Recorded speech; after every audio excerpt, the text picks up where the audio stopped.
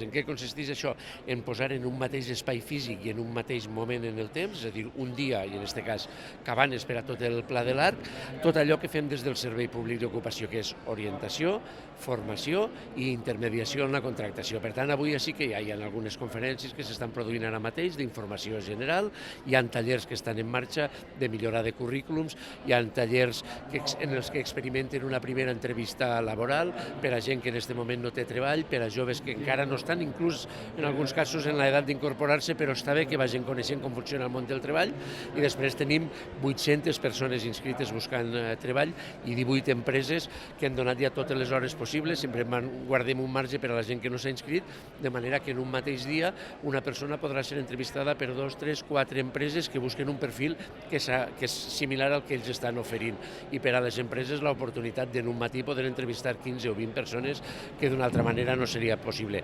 Això què passa?